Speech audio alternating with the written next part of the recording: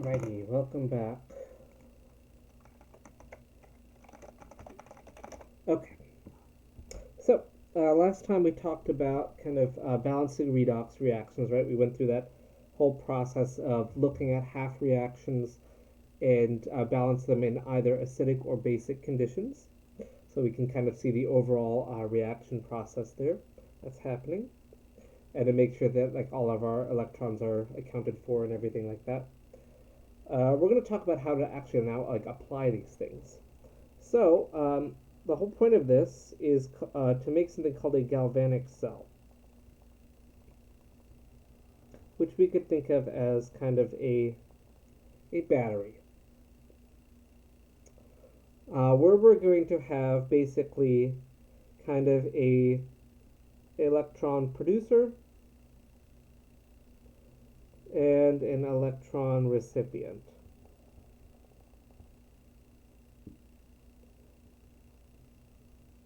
And we're going to see here that as this happens, we generate an electric current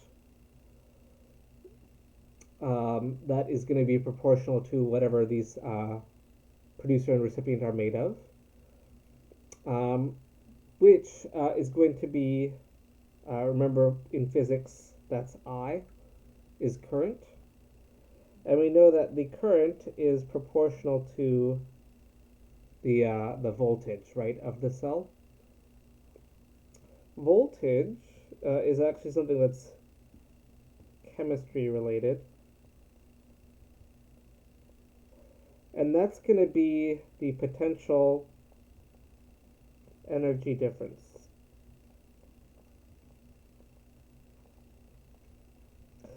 Between your electron producer and your electron recipient. So we're going to see that the voltage there is just a measure of energy. So we're looking at a difference of energy that is going to happen between your whatever's releasing the electrons and whatever's accepting them.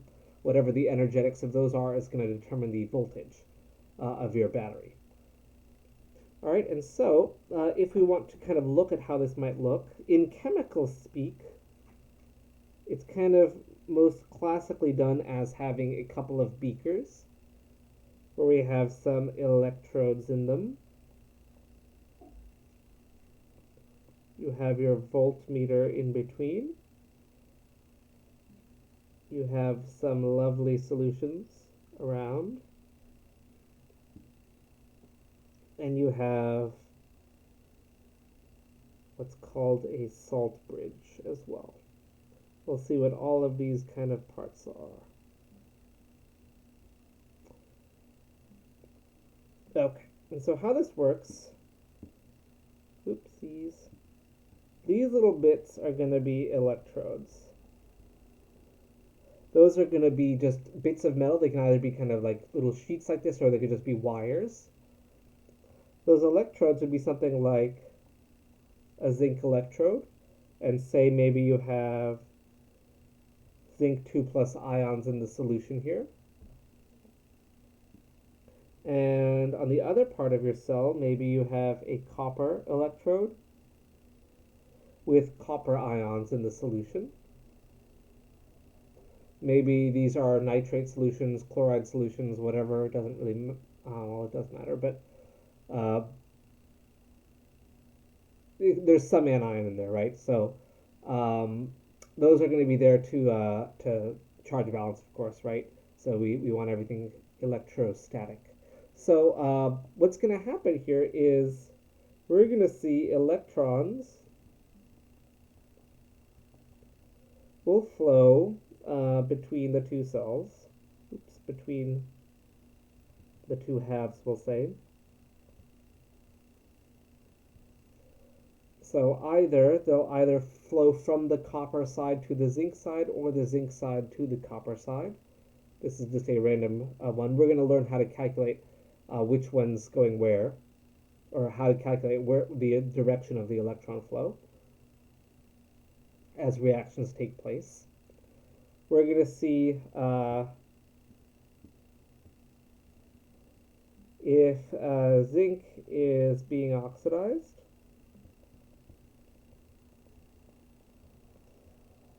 it releases into solution. It's going to release zinc ions, right? And its electrons will flow through the wire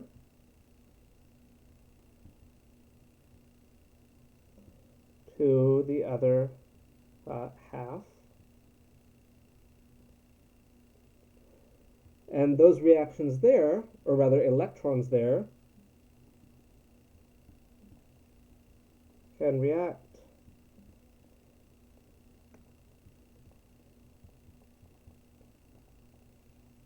They'll react with copper 2 plus ions, good morning, that they find in that solution, and they will then create solid copper as a result, if that's the case.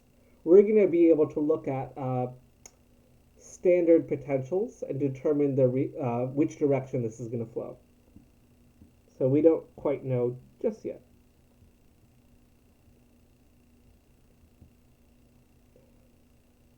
And we're going to see later on that we can actually force it to go the other way if we want it to. So, with that, we're going to see how all this fun stuff works. So, if we want to look at what's happening here, we're going to see that the potential for a galvanic cell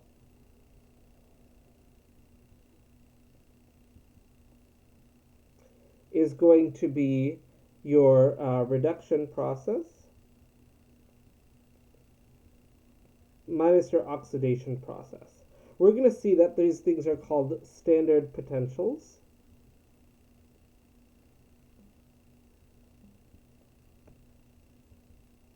Which means that they're at 1 molar or 1 atmosphere, and I think these are at 25 degrees Celsius.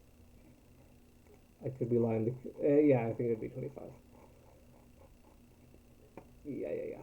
And so we're going to see that if we take a look here at this fun stuff, we're going to see that we have this whole big old table of half reactions that have standard voltages associated with them. Again, here we have the kind of important qualifiers that this is at 25 degrees Celsius and 1 molar, or in atmosphere if you have a gas. We can see here we have a crap ton of half reactions that are happening here.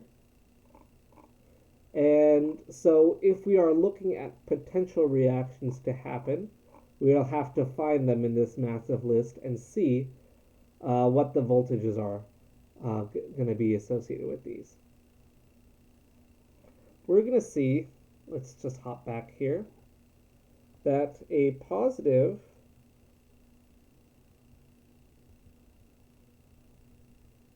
value for E will be a spontaneous cell. That means it's going to be a battery. A galvanic cell will have a spontaneous potential overall. If we want to look at that, if we were looking at this reaction, we have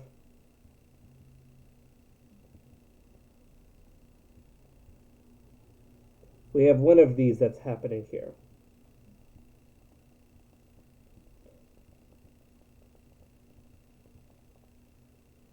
Overall. If we want to figure out which one is spontaneous,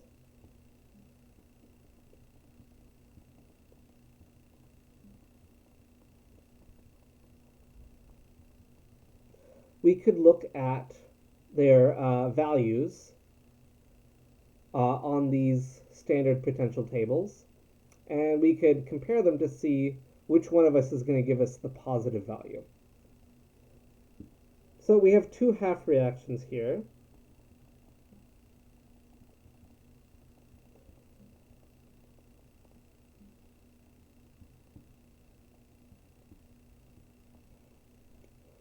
Half reactions for these things are always written as reductions, by the way.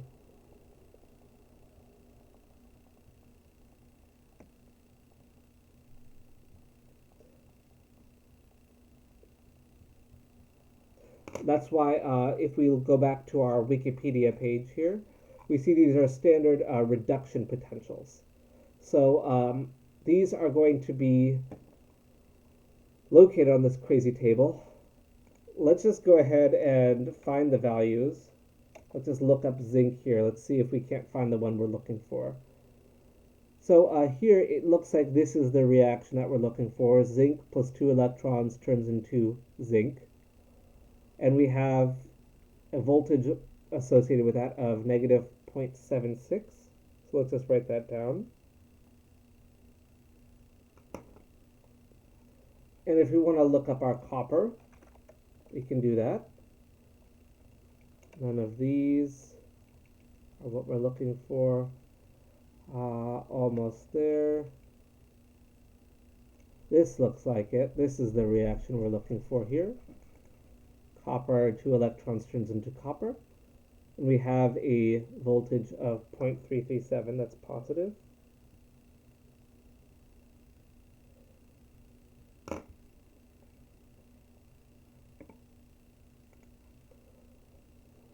If we look at these, we have two ways of putting it, right? Hi, sweet one. Thank you for those kisses.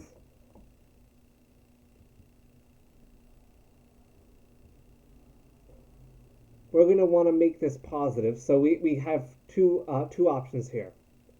We can have them written as is. We can say, okay, if we take 0.337 minus negative 0.76, or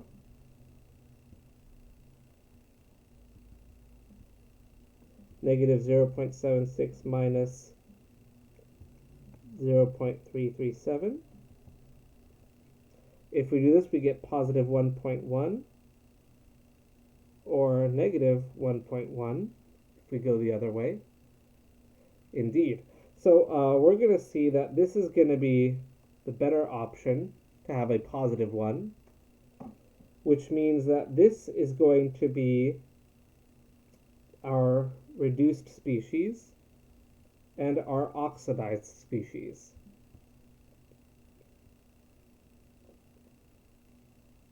And so remember that the zinc here is the one that is the negative 0.76.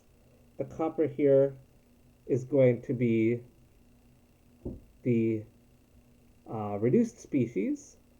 So that's the reaction that's going to happen here. We're going to see that zinc is going to become oxidized. Copper is going to be reduced by the zinc.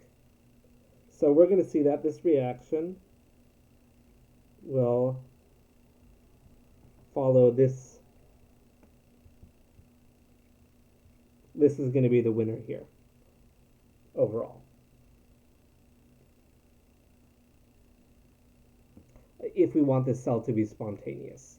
So electrons will flow from the zinc to the copper. We're going to see that the electrodes, as Kevin has mentioned already,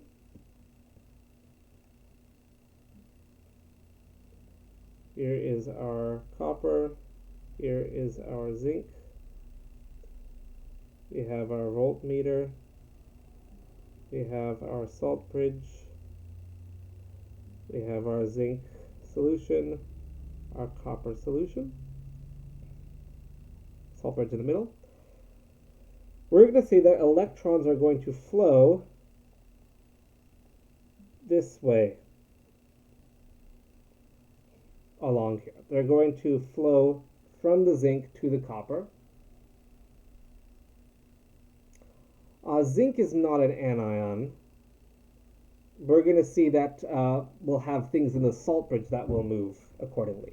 So yes, indeed, we have special names for these electrodes. We're going to call, we have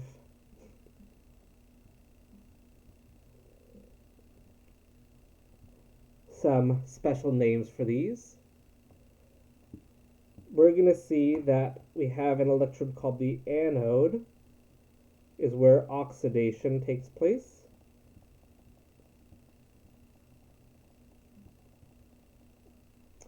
And then we're going to see that the other part of the mnemonic is reduction is at the cathode.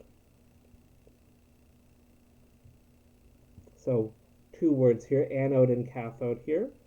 So we saw that the copper is going to be the cathode. That's the one that's being reduced. We saw that the copper is being reduced based on the potential. So the zinc one is going to be our anode. Electrons always flow from anode to cathode.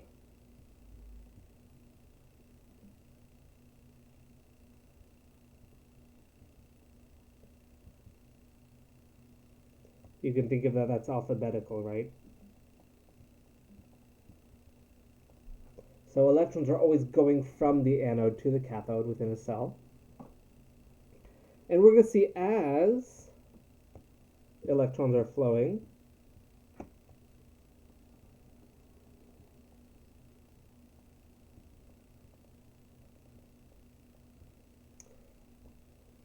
we're going to see that we need anions in the salt bridge. Will also flow into solution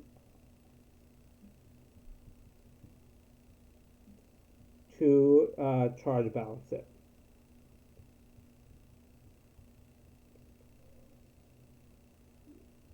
Indeed. And so we're going to see that that's why it's called the anode, is because anions are going to go towards it. So anions will go to the anode, and we're going to see that the opposite is going to happen on the other side. Cations will go to the cathode. So if we kind of magnify that salt bridge,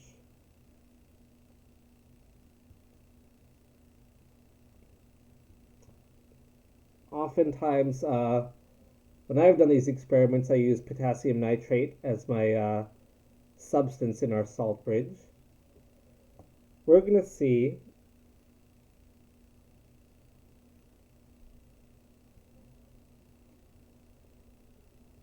I have a lot of drawing to do with all of these always. Oh my gosh, I don't want contacts.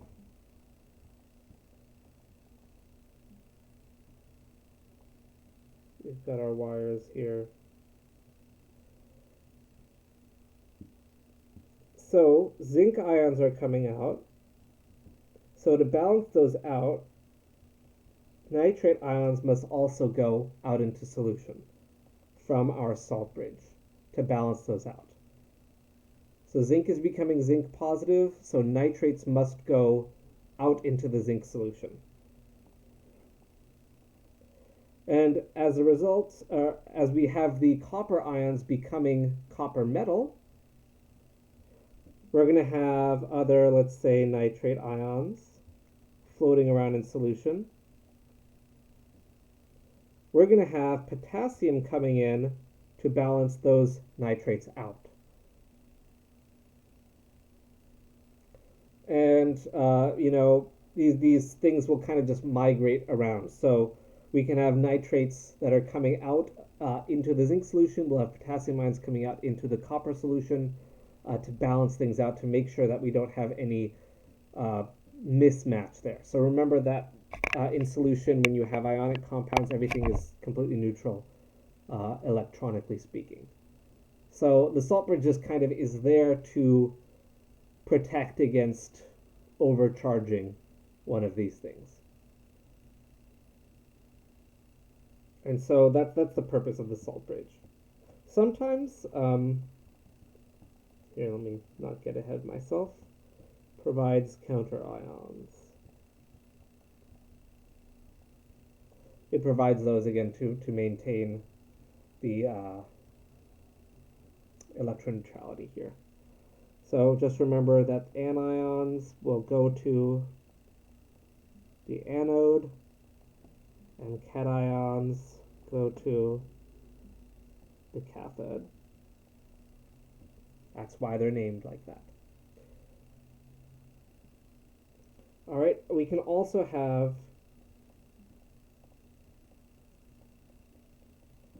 a kind of a porous material in between.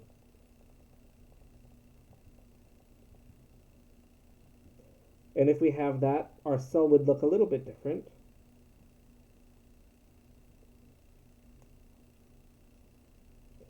We kind of just have this porous material in between.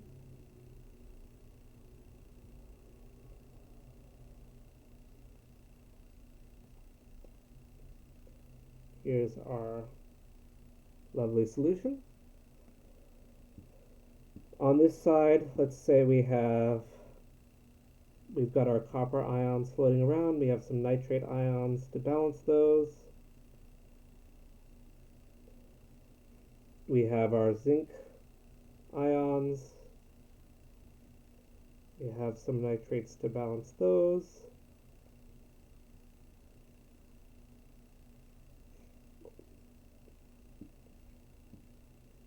In a porous solution, what's going to happen is we're going to have our nitrates might move over, might have some zinc ions moving over the other way, whatever it happens to be, whatever kind of ions are floating around in your solution that are able to move about, that's what's going to happen here. Ideally, again, you'd have some non-participatory cations in here, so maybe we'll have some potassiums floating around. Those would be better suited for this, just because they're not participating in the reaction. It's just easier that way. And so as a result, as more zincs come out, as coppers go in here, we have to move things around to balance it all. So you can use a porous kind of separator in between your two like kind of half cells. That's what those are called, by the way. And so that's how things are going to work here.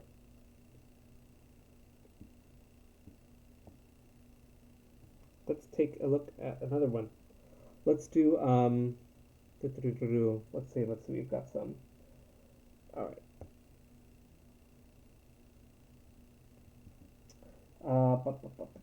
Yeah. So here's some, what are we going to get? Aluminum.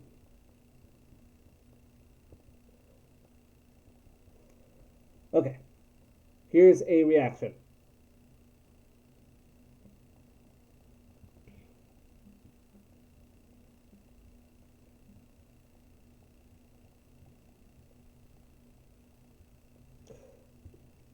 What's the potential for this galvanic cell? So galvanic means it's spontaneous. The opposite is electrolytic. We'll talk about those later on.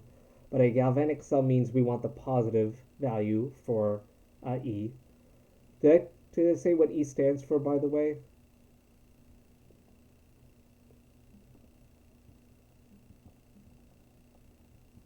It's electromotive force. It's basically the force that drives these electrons to move. So we want that to be a positive thing for a spontaneous cell. Just E, actually, because that's, remember having that degree symbol there, that indicates standard conditions. Remember the 1 molar and standard temperature and all that. So if we want to find the E cell for this, if we want it to be spontaneous, we could look at the half reactions. Remember, we always want to look at them as reductions.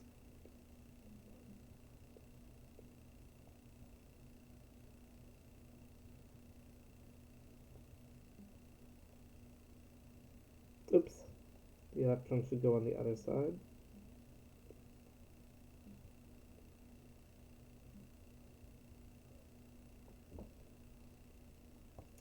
And then the other reduction here is the iodine.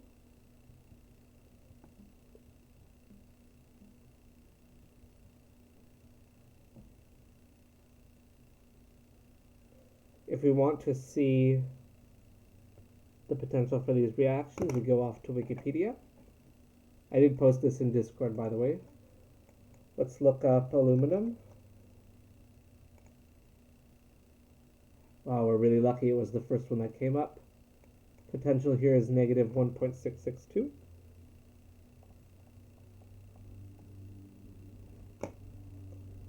And then we have iodine. I'm going to just put I2 because, okay, apparently that doesn't work. How about I minus? Will that work? Nope. Okay, we're going to have to actually search for our iodine. How tedious. Iodine, where are you hiding? Too many of these have I's. Titanium, nickel, bismuth. Aha! Iodine. So we have a potential there of positive 0.54. That's the reaction we're looking for. One thing to note with this, by the way,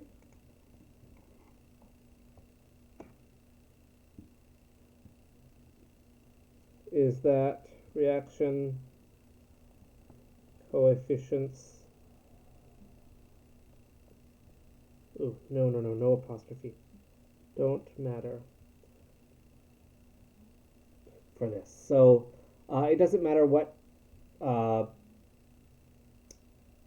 stoichiometric coefficients are for your reaction, your values for the electromotive force, the E, for that half reaction is always the same.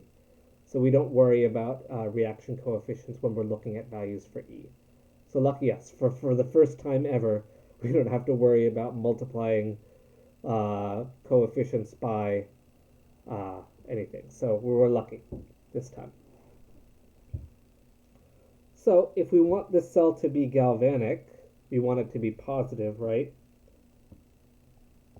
So ideally, we would want the positive one minus the negative one,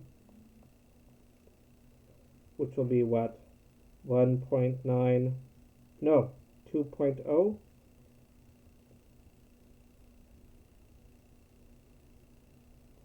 No, it's 2.10, isn't it? 2.20. Wow, I don't know how to count. 2.20? Units for this is volts, by the way. Okay, good. And so that means, again, we want our reduction here and our oxidation here. So that means we want, oh no, the borking begins. Relax, Miss Jersey. That means we're going to want our iodine to be the reduced species, and we want the aluminum to be the oxidized species. And of course, if we look at that, the reaction that we're already given up here is the one that has those two half reactions put together. And so as a result, we are going to get positive 2.2 volts for this. If the iodine is the reduced one, that means it's at the cathode, or it will be the cathode rather, and the aluminum side will be our anode. If you like to think of it, Miss Jersey, relax. Some people like to write it this way instead, where you will, instead of having it as reduction and oxidation, some people write it as a cathode and anode. That's fine. Just more to kind of remember if you want. So maybe a little bit more complicated that way, but whatever works for you. So let's see. Okay, so that in mind, we're going to see that the spontaneous cells are going to have that positive electromotive force. They're going to be moving things around. Let's see if, let's do another one. Let's do, what's a good example? Let's see. How about we do, let's see, from your book we have, how about cadmium and tin? Yeah, let's do that.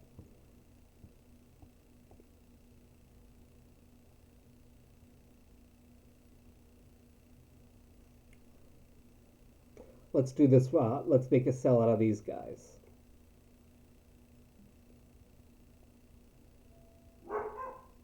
Okay, hold on. Someone's at the door.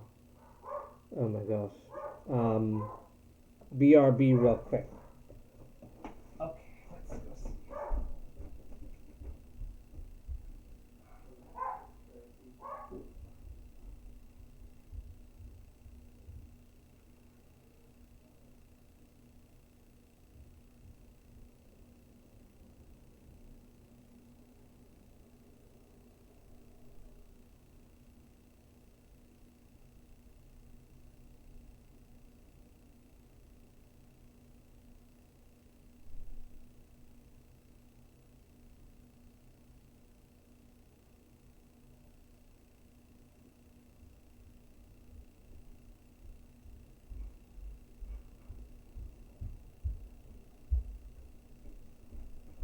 Okay, sorry about that. I have returned. Okay. Well, maybe you've actually been able to do this problem while I've been gone, so let's see. So let's go ahead and figure out if this is a galvanic cell, what we're going to have at each one. So let's go ahead and look up cadmium. Looks like its potential there for reduction.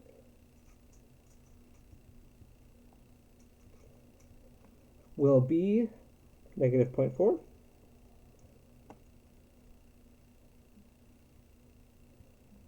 And tins.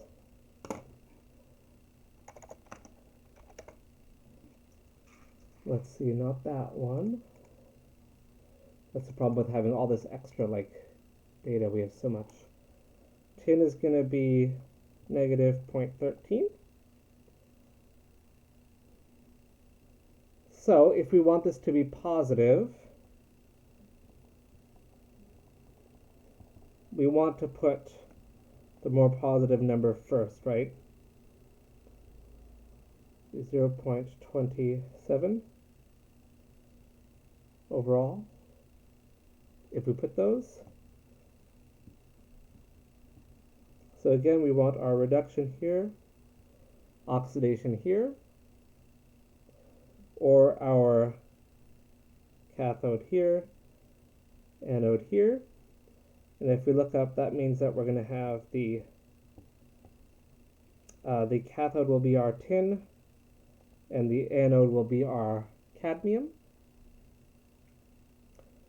If we want the overall reaction of what we're going to do here, we want the tin one to be the reduced one, so we're going to leave the tin one around. The cadmium's going to end up being flipped around. So we're going to have the overall reaction.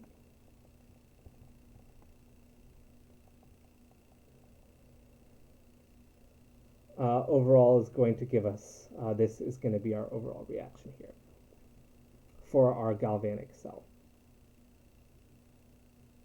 All right, any questions on that one?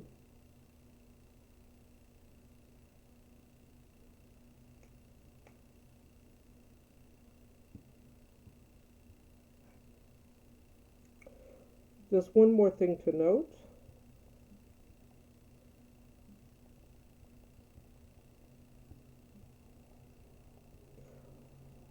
Is that when we're looking at these potentials for cells, these are all going to be relative values. So it's a potential energy difference. A voltage is a difference in potential energy. And it's not like an absolute value. And we see that all of these are relative to what's called the standard hydrogen electrode, or SHE. And we're going to see that we're going to have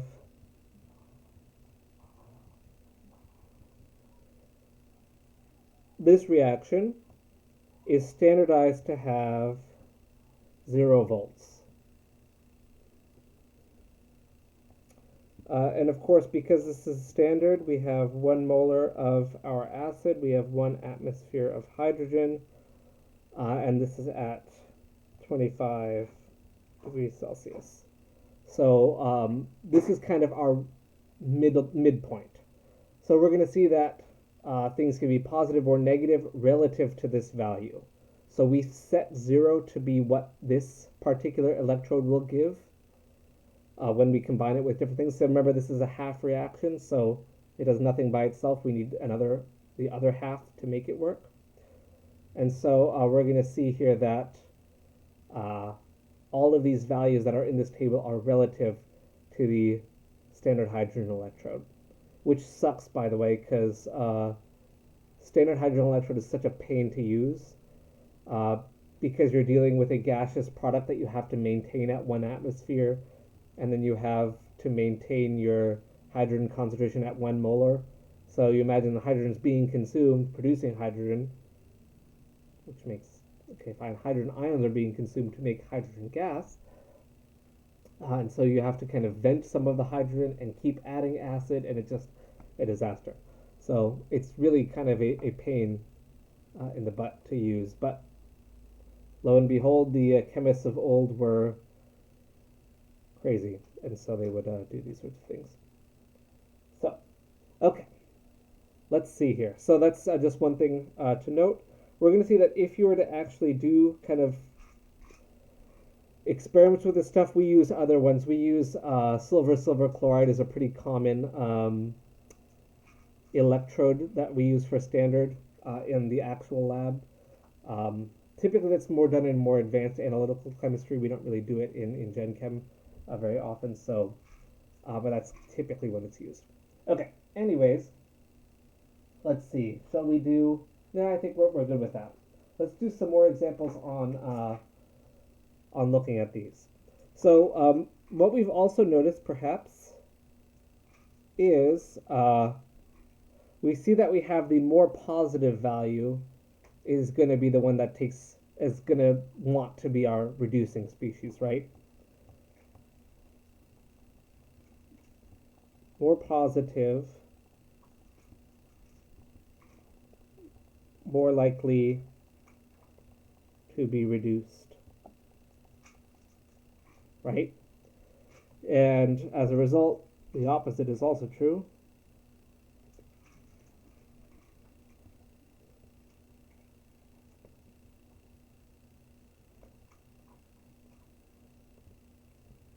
We would probably see the opposite reaction happening, the oxidation of these. And so, if we look at our big old table here, we see kind of our most negative ones. I mean, these kind of ions here are not very common. Strontium 1, calcium 1, these are kind of bizarre. One of the more common super negative ones is lithium here. We're going to see that this reaction is so negative that we often see lithium is a very strong reducing agent because it wants to be oxidized. So let me just write this down here, and we'll move it in a sec. The E for this is negative 3.04. And if we go all the way down to the other side, we're going to see kind of lots of oxygen down here, lots of halogens. We see fluorine down here at 2.87 for just the elemental version. And we're going to see that fluorine is going to be a very strong reducing agent. I'm sorry, oxidizing agent.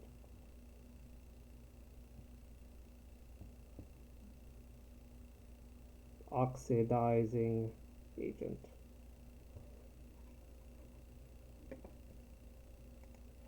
So with its value of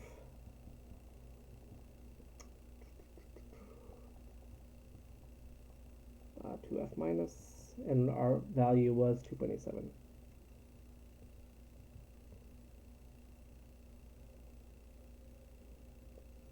These are all volts, as always. So we're going to see here that if we were to put these things together, a lithium and fluorine electrode, we'd have a very high, uh, very positive cell, right? If we were to have 2.87 minus negative 3.04, we'd have a uh, very good one. So we're going to see reducing agents have very negative values. Oxidizing agents have very positive values. So we're going to again see a lot of oxygens, halogens on the oxidizing agent side. We're going to see a lot of metals on the reducing agent side. So we're going to see here those are kind of patterns that we can establish with these things. So you can kind of use these as just kind of relative strengths of things. So let's see. Let's do it.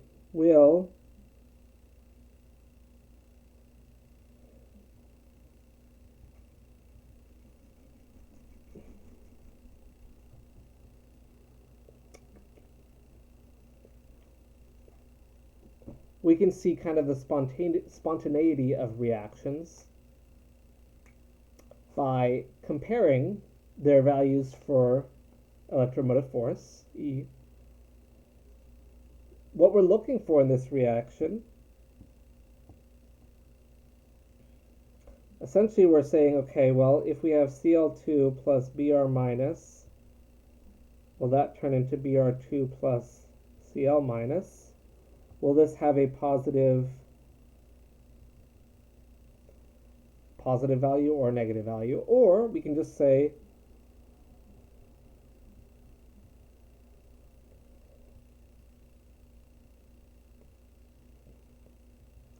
we can just compare which one's the stronger oxidizing agent. Whichever one's the stronger one will win. So it'll determine which direction this reaction happens to go.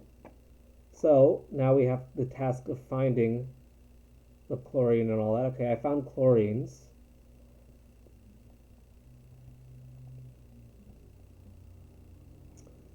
And I've lost it. There it is, plus 1.36. If we find bromine on this craziness, there's bromate. Where's bromine by itself? Aha.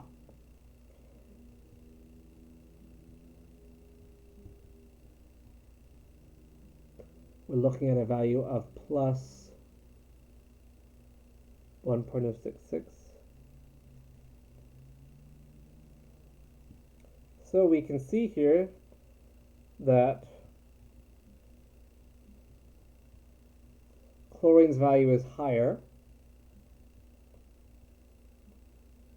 So chlorine is the stronger oxidizing agent. So yes, chlorine will oxidize bromide ions. Yep, and it's more electronegative too, yes, for sure. So yeah, there's kind of that trend there, but it is interesting that lithium is a stronger reducing agent than sodium is. So that does work kind of. I mean, they're all pretty similar, of course, but lithium is technically a better choice than sodium would be. So, cool. Alrighty, so with that in mind, we can kind of just compare all of these various things just to see what's going to be spontaneous. So let's see. I want to start talking about, yeah, I guess we could. All right, here we go.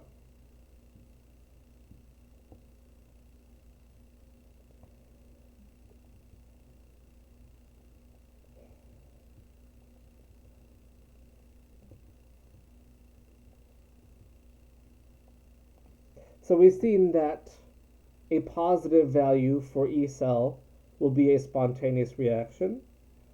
Remember, delta G, if it's negative, will be a spontaneous reaction. We're going to see, of course, we can relate these two together. And we're going to see that it is equal to a special kind of equation here. Not kind of equation, but this is how they're related. We're going to see that we have some values here that are new to us perhaps.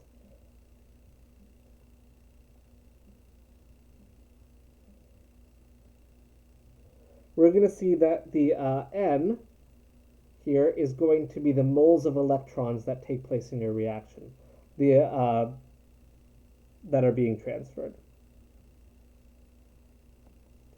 So that's why it's important for us to look at half reactions to see exactly how many electrons are moving in between various species, because that's going to tell us our value for N. F is Faraday's constant.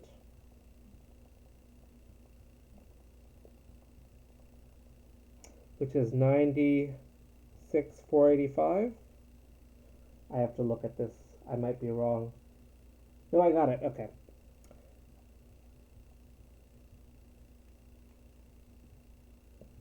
Don't need to memorize it, of course. Just a constant. So note N would take units of moles. E takes units of volts. So we're going to end up with units of joules here. That's free energy, right? And so we're going to be cool with this. So if we wanted to see, let's do it. What is, let's take a look at that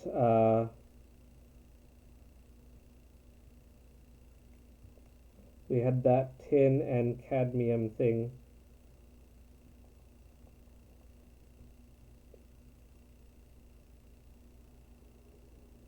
We saw that E for that reaction. Why did I choose the one that's like so far up here? We saw that E cell was 0.27 volts. Let's go back.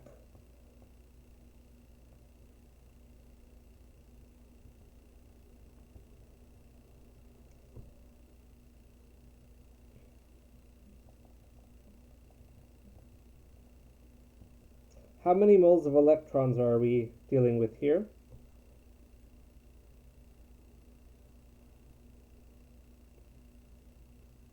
Hopefully we can see that we're dealing with 2.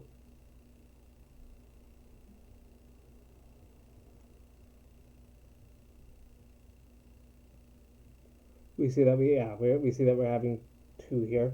Typically we actually omit the moles because we typically still report delta G in joules per mole or kilojoules per mole, so we might just omit the moles for this part. So if we want to see delta G for this reaction, okay, it's NFE, which will be negative 2 times 96,485 joules per volt mole times 0.27 volts. But by the way, this is why the stoichiometry doesn't matter for E, because we're going to take care of that with this N value for when we actually convert it to delta G. If we do this, we're going to end up with a negative value, which Kevin will calculate for us, unless I can beat him to it. 2 times 96,485 times 0.27. So we get negative 52 I guess just 52 kilojoules per mole.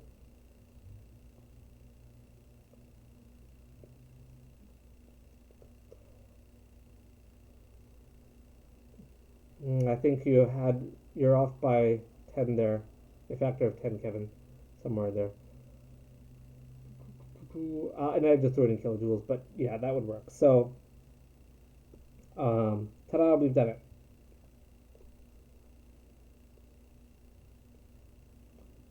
Hooray! We can do it for another one of our reactions. How about for that aluminum iodine thing?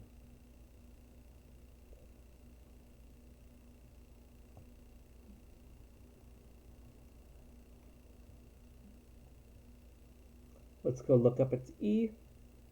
For the aluminum and iodine reaction, again, I've chosen one that's way up here. Total was plus 2.2.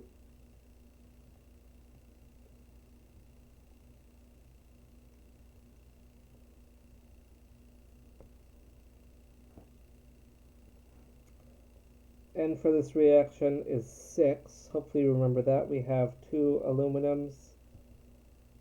Wait, these aluminum is being oxidized here, so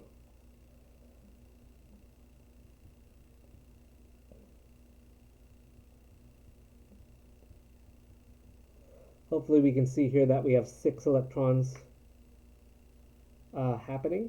If we want, we could look at the half reactions. We would see that we have 6 electrons happening here. If we were to just balance the half reactions, we would end up with 6 electrons. So the delta G for this reaction is negative 6 times Faraday's constant times 2.20.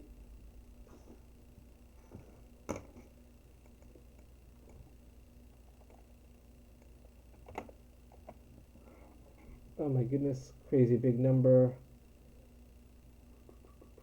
1, 2, 3, 4, 5, 6. Okay, so we have in fact negative.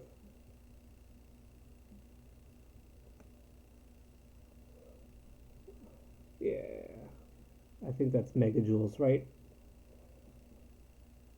So since we're more used to kilojoules, very spontaneous reaction here, right? So very good stuff. If we see that we have a lot of electrons being transferred here, so that's going to give us a lot of potential energy that we can use for our work. We remember last time delta G would be related to the maximum work that can be done, so we have a lot of work we can do with these electrons as they transfer. So electricity is a very good kind of useful source of use for us. Okay. So, what else do we have with this? What else can we do? Well, we remember delta G equals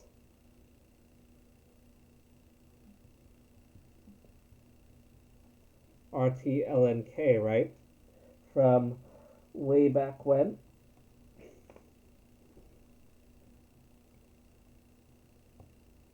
And if we know delta G equals NFE, set them equal to each other.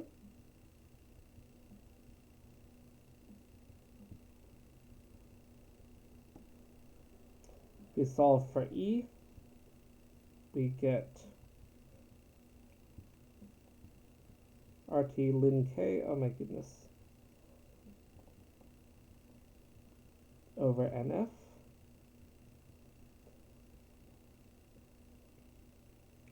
Or if we really wanted to solve for K, that would be E to the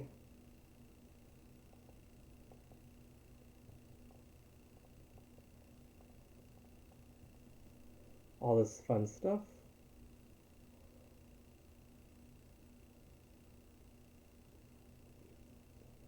So we can relate all this stuff here. Let's just put it that way. Same thing like negative delta G, right? NFE, negative NFE rather. So that'll all work out. So we can calculate our equilibrium constant this way. So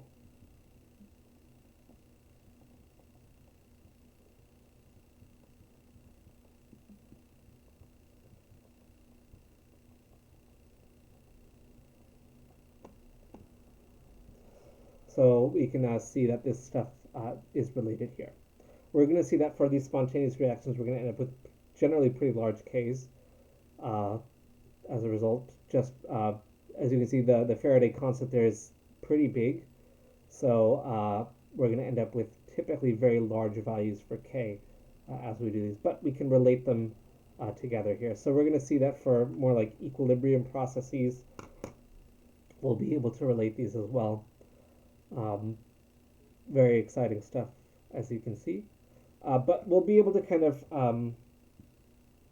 we're out of time, but let's see.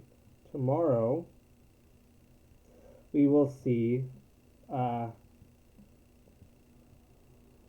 we'll see what happens at non-standard conditions. It's very much, I mean, this topic is very similar to what we did with thermodynamics. You know, we kind of looked at delta G in general at standard conditions, then we applied it to non-standard conditions. We're going to do something similar with electromotive force as well. So we're going to see how we can kind of tweak our batteries to, you know, work better. If we can, you know, we're going to see increasing the concentration will help. We'll see how temperature effects can get in there as well. So we'll see how all of this fun stuff works out for us. So cool. Um, any questions on this sort of fun, exciting cell stuff? Alrighty, well, if that's it, we'll continue tomorrow looking at E at non-standard conditions. So with that, we'll see you guys later.